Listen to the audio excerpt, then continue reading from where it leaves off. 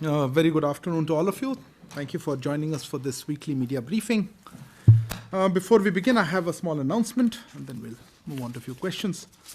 At the invitation of the government of Sri Lanka, Prime Minister of State for External Affairs and Parliamentary Affairs, Sri V. Muralidharan, will visit Sri Lanka from 3rd, 4th February to participate in the 75th Independence Day celebrations of Sri Lanka, that is on 4th February 2023. During the visit, the Honourable Minister of State will also have separate bilateral interactions with the President and Foreign Minister of Sri Lanka. He will also have an interactive session with prominent members of the Indian diaspora. We will share with you more details later. That was a brief announcement that I had. Happy to take a few questions. Today, why don't start with you, and then I'll go. Sir, this is Abhishek Jha from CNN News 18. My question is regarding this media report that is coming from USA, where it has been reported that Prime Minister Modi may be having a meeting with President Biden, and USA side is very keen to have him somewhere around May, June. So if you could just say whether the possibility of Prime Minister's visit is being explored. What is the exact question? Possibility of a visit is being explored. It is being explored by the NEA. Okay. I saw your hand. Siddhant, go ahead. I'll come back to you. Hi, I'm Siddhant from Beyond. My question is, we have seen the Khalistani violence in Australia. Has the government raised the matter with the government in Australia? And also we have seen similar incidents in Canada as well. With the Canadian government as well, we have raised the matter. Look, could you be a little more specific? What violence are we referring to in Australia, and what are you talking about? In Australia, we saw the violence over the weekend by the Khalistani extremists attacking the Indians. And the Canada one, which one you had in mind? Brampton, there was the a attack on temple where we saw vandalization. So okay, fair enough. Yeah, go ahead. Kadambini Sharma from NDTV India, almost same question.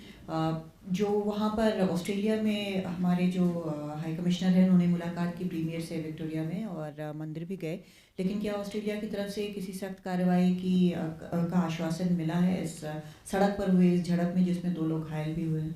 Okay. One second. Yeah, go ahead. Manush. Microphone.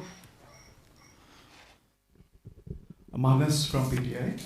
There's been a report in the Bangladeshi media that Bangladesh government has sought a revision of the power purchase agreement it had signed with Adani Power for procurement of power from its Jharkhand plant. Okay. So do you have anything to say on this report? Hasini? Thank you. So Hasini Heather from The Hindu. It's been about a week since the government issued notice to Pakistan for calling for amendments to the Indus Water Treaty. I wanted to know 2 questions. One, whether Pakistan has responded in any way, shape or form, and whether the World Bank has said anything. And the second being that the Court of Arbitration in the Permanent Court of Arbitration in The Hague has begun to hear the Indus Water Treaty case on Kishanganga and Ratle. Does this mean that whatever the outcome, and where India is not, does this mean that whatever the outcome... Sorry, India is not present over there. India has boycotted the proceedings. Does this mean that whatever the outcome of this will not be accepted by India? Okay. Let me take this round and I'll come back to a few questions. Abhishek, your question was regarding some media report, right? Look, I'm not going to get into commenting on such media reports. As you're very well aware, and I love saying this multiple times, I don't have a crystal gazing ball. We will announce high-level visit at the appropriate time. At this point, I'm not aware of any specific date or visit. However, as you know, there are visits going on there. And so let me not prejudge anything. I saw some report, but best avoided commenting on such reports. Siddhant, your question was regarding Australia and in fact Canada, and there was some the attack that happened. I think it was January 30th. Let me first of all say we strongly condemn such attack by extremist elements, and we urge local authorities to investigate and punish the perpetrators.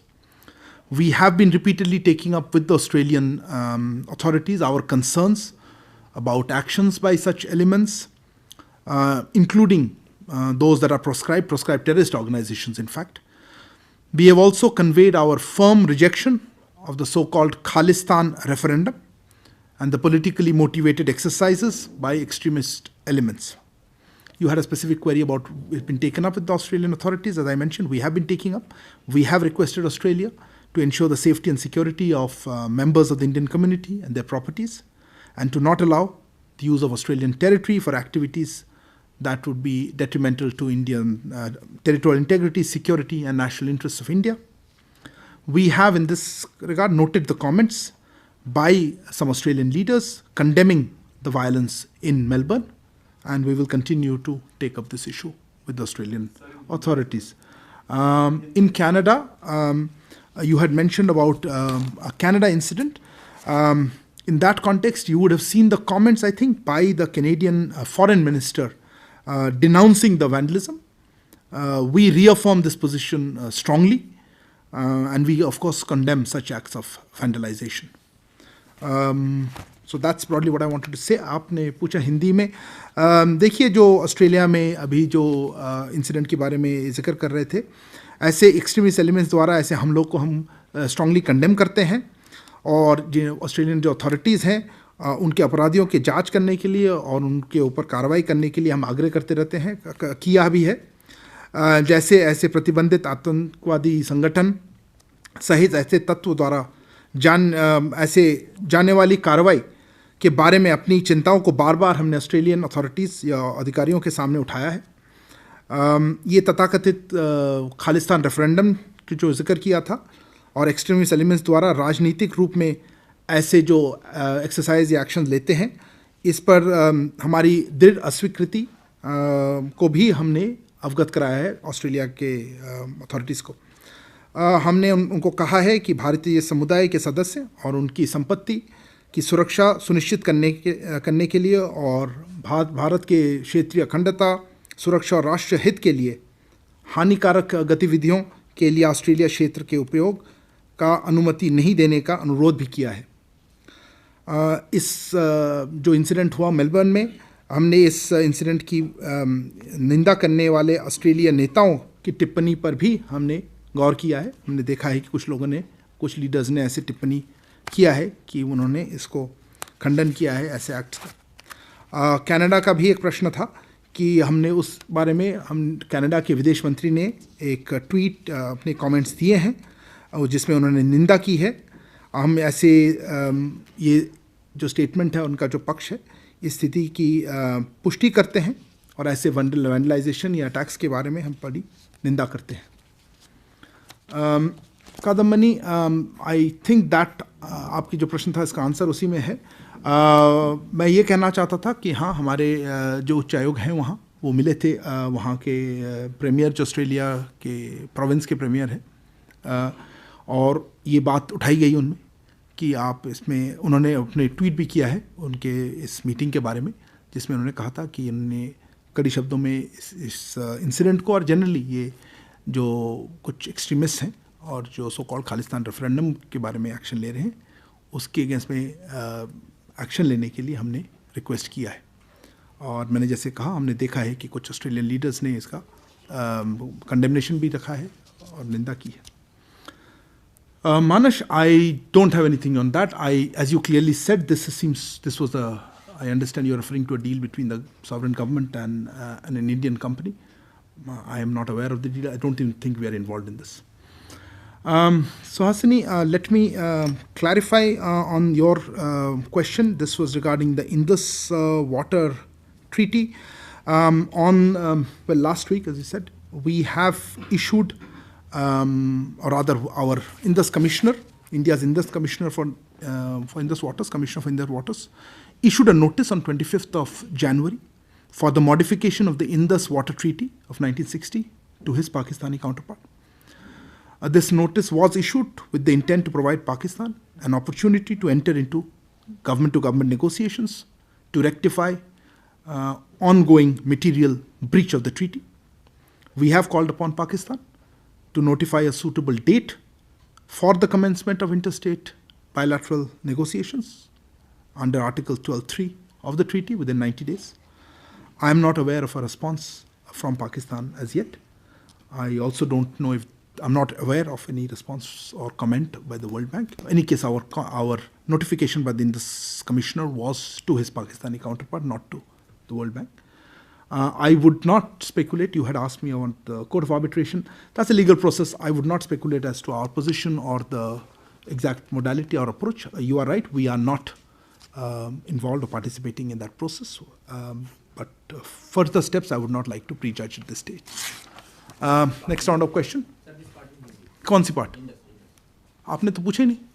Anyway, अच्छा, हिंदी में चाहने की बात होती नहीं. आपको प्रश्न है तो पूछिए, मैं जवाब दूंगा. देखिए, 25 जनवरी को हमारे जो भारत के कमिश्नर फॉर इंडस वाटर्स कहलाते हैं, उन्होंने अपने पाकिस्तान काउंटर पार्ट को जो सिंधु जल संधि के मॉडिफिकेशन के लिए उन्होंने नोटिस जारी की है, जो 1960 की जो ये संधि है. इस नोटिस को पाकिस्तान को इशू इसीलिए किया गया कि ये जो material breach, ongoing material breach है उस संधि में, उसको सुधारने के लिए एक मौका दिया जाए कि गवर्नमेंट टू गवर्नमेंट नेगोशिएशंस शुरू करें, और इसको अवसर प्रदान करने के लिए ही हमने ये नोटिस इशू किया है. हमने पाकिस्तान को कहा है कि 90 दिन के अंदर इस ट्रीटी के तहत जो बायलैटरल नेगोशिएशन उनके आर्टिकल 12(3) के तहत जो अलाउड है, उसमें उसको शुरू करने के लिए अपना कोई डेट वो बताएं और उसको अधिसूचित करें ताकि हम इसको आगे ले जा सकें. अभी तक मुझे ऐसा कोई खबर नहीं है कि पाकिस्तान ने जवाब दिया है. सुहासिनी ने पूछा था कि वर्ल्ड बैंक ने इसमें कोई जवाब दिया. हमने वर्ल्ड बैंक को लिखा तो नहीं था और ना ही मुझे मालूम है कोई ऐसा कोई रिस्पॉन्स आया है वर्ल्ड बैंक की तरफ से. If I could have a next round of questions, somebody one by one. Hold on, you just answer. Yeah, Yeshi.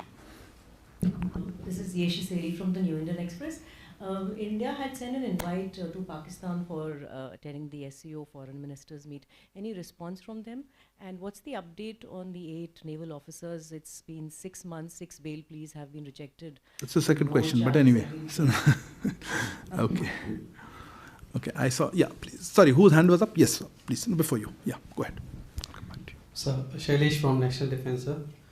Sir, can you please tell us something about our NSA Ajit Doval sir's visit to US? And we hear that in media reports that perhaps US is ready to give away the technology of G414, or rather to produce the engine or something like that in India. Besides that, there was a delegation also that had prominent members. Industrial delegation also. Can you also tell us about that? Shorter questions, please. Okay, fair enough. Sorry, before I come to you, go ahead. Sir, Rishikesh from PTI. Has any government approached India to inquire about the status of Adani related? Sorry, repeat the question. Has any government? Any foreign countries approached India to inquire about the status of Adani? Which erupted after the recent controversy. Please frame your question correctly. I am not still understanding this. Any foreign government approached us to inquire about the status of Adani group. Okay. Because Adani group is engaged in lots of infra project or other foreign countries. Like Sri Lanka, I'm not sure this is a foreign policy related question. Anyway, since you asked, I'll try to give you a response. Yes, please go ahead. This is Manish Kumar Jha from Financial Express. The similar question regarding the National Security Advisor visit to United States. Again, there were rumors about some particular specific military deals was being discussed. Of course, it was reported in the media, but I would like a clarification from your side, as it is on broad-based. Clarification on what? I didn't get you. Specific military deals. Was broad-based on critical technology, or was it based on some specific military? About his visit, you want to know? Yeah, okay. Visit was. Fair enough. Yeah. Because there were reports about some specific military deals which are going to take place. So I want a clarification on that. And if you talk about some emerging critical technology, could you talk about some of them which he's discussing with his counterpart or senior leadership in the United States? Thank you. Okay, Kalol. Kalol from the Hindu. Sir, of course, this is the year for G20, and India was expected to highlight its economic and all over achievement in the financial field for the world to see. Do you think the Adani issue as it has erupted, and also especially its regional ramifications in the field of, with the dealings that it had with our neighbors, especially with Bangladesh, Sri Lanka, other countries, So do you think this is going to cast a shadow on our image as far as G20 is concerned, especially in the coming months at the summit? Oh, interesting question. Okay, let me try this round of questions. Okay, Yeshi, your question was about the SCO, right? Look, let me just clarify. This has been going on a bit, and as you said, we are, as you know, we hold the current presidency of the SCO, and as is customary, as the president, India has been extending invitations to all SCO members, including Pakistan, for various events under our presidency that we have hosted and will continue to host as president. So that's broadly what I wanted to say. I don't know what you mean by has someone... I'm not going to be able to get into specific invitations for specific events. These, as the events happen, or well before that, we extend invitations to all the participating countries or member countries, and we expect them to attend our events in person. That's unless it's a virtual event. I think Pakistani officials might have attended some of these ones. I'll have to check. I think they have. So I'm not sure what exactly you meant. On specific, let's say meetings, I don't have confirmation who all confirmed, who have not confirmed. So that's what. So you wanted the foreign ministers. Look, I don't know exactly how many have confirmed, who all have confirmed. I don't have the details. The foreign minister meeting is not for some time now. We'll let you know closer to the date as we get to that. You also asked about the 8 naval officers in that. Look, let me reiterate largely what we have been saying on this, that we attach a lot of priority to this case, I would say, and that we are following up. The visits and the communication with the families is going on quite regularly, I would say, and our mission there is, pursuing it, and all possible efforts are being made for their release and repatriation at an early date. But, as I said, family visits and access for the moment are being granted. I don't have any particular update this week. If there is, we will certainly share that with you. Salish, you asked about the NSA visit and some G414 you mentioned. And Manish, I think you had a similar sort of question. Look, let me just mention, because of the time difference, perhaps you're missing out. We have issued a detailed press release, quite a detailed press release, about the NSA's visit. I think it was yesterday morning we issued it. I have that actually here with me.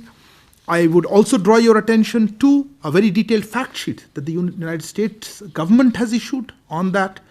One of the key elements of NSA's visit, and in fact, if I could just mention this, was that you would recall that in May 2022, Prime Minister Modi and President Biden, who were then meeting on the sidelines of the Quad Leaders Summit in Tokyo, announced what the India-US is called Initiative for Critical and Emerging Technologies. And that is, I think, is being called ICET. ICT is led by the National Security Council, Secretariat of India, and the US National Security Council under their White House. In fact, during NSA's visit this week, which is ongoing visit, the first meeting, the inaugural meeting of this ICET took place. And both countries, I would say, took concrete steps to give shape to the vision of the two leaders by announcing specific projects and proposals for building technology value chains, as you would notice, and you ask some areas: quantum technology, semiconductors, space, telecom, and also defense or enabling defense co-production. We believe that through ICET, India and the US have added a new dimension of strategic technology collaborations to our robust bilateral agenda. And as trusted partners, both countries will engage more closely in these emerging technology domains. One unique and key aspect of ICET is participation of multiple stakeholders, including industry, research and innovation ecosystem, to bring sort of a whole of government approach to realizing these collaborations.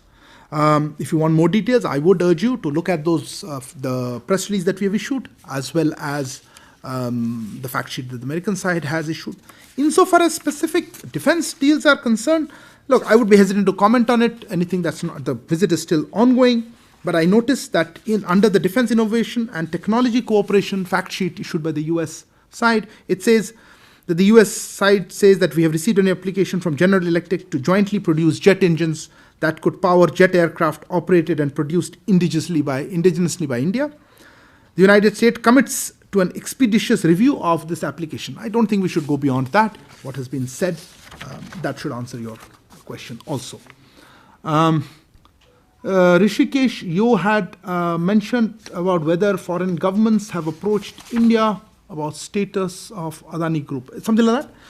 Look, I don't know if they will approach me. I'm not aware of any such outreach at all. I don't think it's a foreign policy issue. If there is any query that they might have vis-a-vis a private organization, maybe they'll route it through to other concerned departments, but I'm not sure. I'm certainly not aware of it. I don't think we have been approached by any government. Kalol, your question also was, I think, on an extension of that. Do you think this will cast a shadow? Look, I don't want to get into stuff that is beyond our domain. I'm not sure what will cast a shadow exactly. Frankly, my understanding is there's a company has lost share value and they have withdrawn an FPO. I'm not sure whether I think that will be extrapolating a bit much to say it will cast a shadow on India's G20. I think India will showcase various elements of, and we have highlighted this, including tech, including fintech, including our economic success, etc. So my answer would probably be a no. But again, I don't think, frankly, it's a foreign policy related element. Some more questions I've had? Yes. You had asked a question already. No? Sorry. I always think you always ask a question. Go ahead. Apologies. In my mind.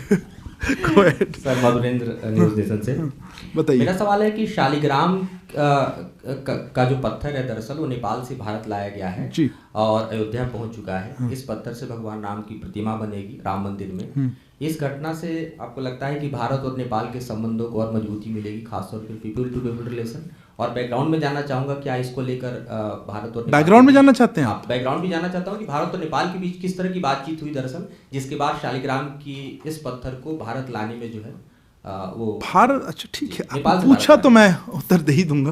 Neeraj पूछे, आपका भी यही प्रश्न था? वो भी आप background में पार्ट जानना चाहते थे? नहीं. अच्छा ठीक है, और किसका प्रश्न था? You guys know I haven't, you haven't asked. Go ahead. Yeah, sure. Shashank, yeah. Shashank Mattu with the Mint. So, Undersecretary of State Victoria Nuland is in town. She met with the External Affairs Minister. Left, no? But anyway, go ahead. She met with the External Affairs Minister and with the Foreign Secretary. Was the question of the continuing delay in appointing a US ambassador to India brought up? Did the American side make any assurances in terms of speeding up that process? Okay. Sasni? Okay, just two very quick follow-ups. Two follow-ups, okay.